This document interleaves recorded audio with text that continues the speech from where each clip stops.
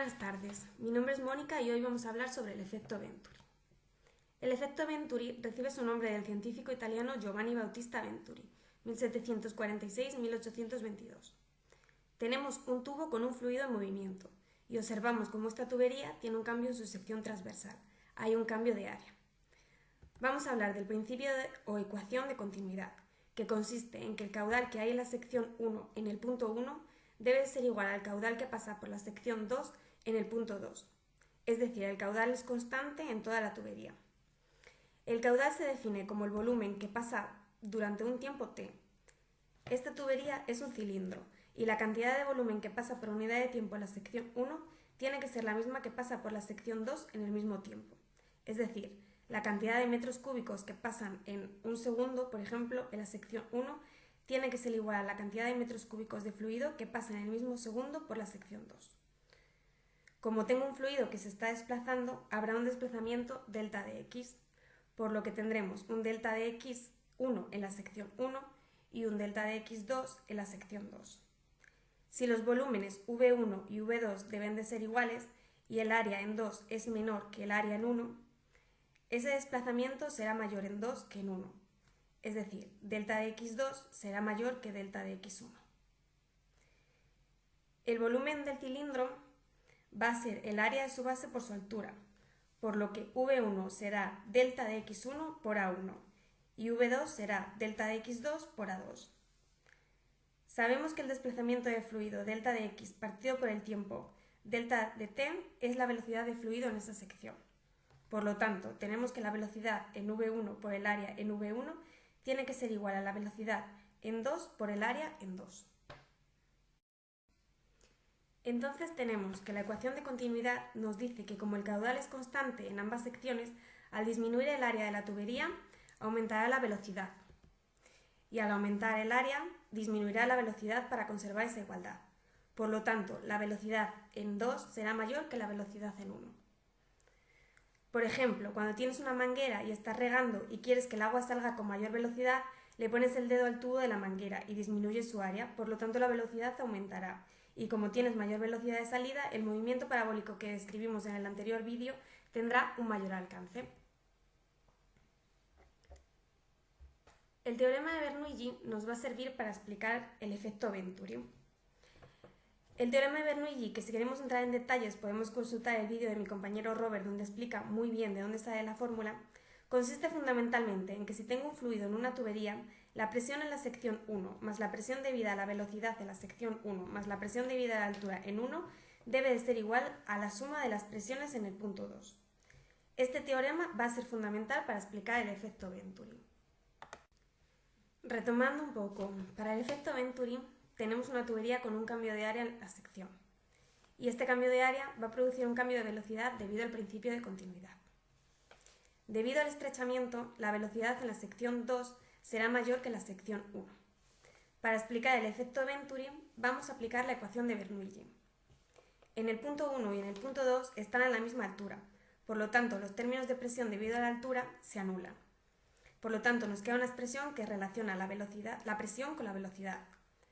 Teniendo en cuenta que la velocidad en 2 es mayor que en 1, según esta ecuación, para conservar esta igualdad, la presión en 1 será mayor que la presión en 2. Ese es el efecto Venturi, en el que tengo una presión en 2 menor que en 1, como consecuencia de la disminución del área. Esto se puede observar fácilmente poniendo un tubo en cada sección.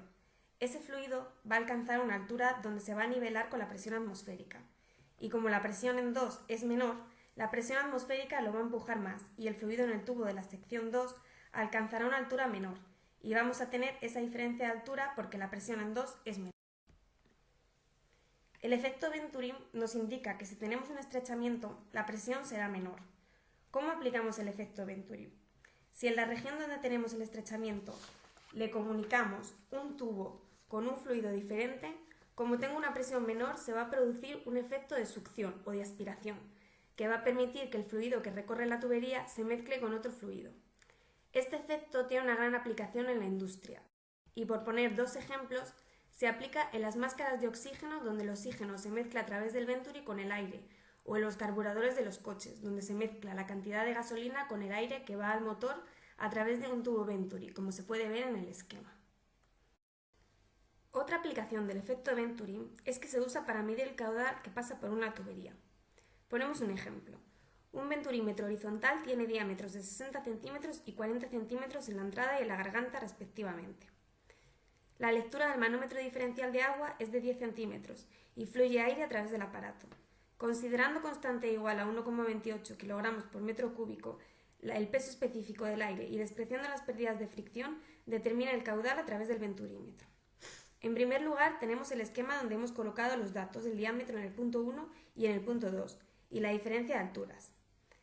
Empezamos aplicando el principio de continuidad, donde el caudal en 1 es igual al caudal en 2 y por tanto la velocidad en 1 por el área en 1 es igual a la velocidad en 2 por el área en 2.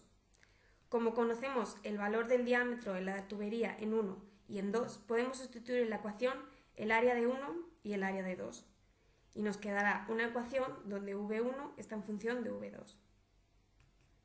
Aplicando la ecuación de Bernoulli, vemos que en el punto 1 la altura es igual en el punto 2, por tratarse de una tubería horizontal.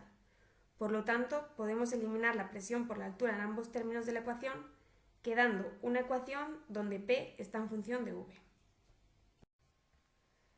Por otro lado, tenemos el manómetro diferencial, conectado al tubo Venturi, donde hay una diferencia de alturas debido a la diferencia de presiones entre el punto 1 y el punto 2. Para calcular esta diferencia de presión, tomamos el punto 3, que es un punto donde la presión es igual en ambas ramas por estar a la misma altura, y calculamos esa presión en 3 en cada rama. En la rama 1, P3 va a ser igual a la presión en 1 más la presión por la altura ejercida por la columna de aire, que es igual a la densidad del aire por la gravedad por la altura que en el esquema va desde el punto 1 hasta el punto 3, H sub A, lo que es igual a la presión en 1 más la presión ejercida por la columna de aire en H' más la presión ejercida por la columna de aire en delta de H. Como conocemos el valor de delta de H, que es 0,1, podemos sustituir en la ecuación. En la rama 2, P3 será igual a la presión en 2 más la presión ejercida por la columna de aire en H' más la presión ejercida por la columna de agua en delta de H. Sustituyendo el valor de delta de H por 0,1, nos queda la siguiente ecuación. Igualando las dos expresiones, vemos que el término de presión por la altura ejercida por la columna de aire en H' se anula. Y sustituyendo los valores del peso específico del aire y del agua, tenemos que P1 menos P2 es igual a 99,87 pascales, prácticamente 100, que si observamos se corresponde a la presión ejercida por la columna de agua en delta de H, es decir, a la lectura del manómetro diferencial. Conociendo la diferencia de presión entre P1 y P2, se puede calcular la velocidad redistribuyendo y sustituyendo la ecuación de Bernoulli que nos ha quedado antes. Si sustituimos en esa ecuación el valor de V1 en función de V2 obtenido por la ecuación de continuidad, nos quedará la siguiente expresión.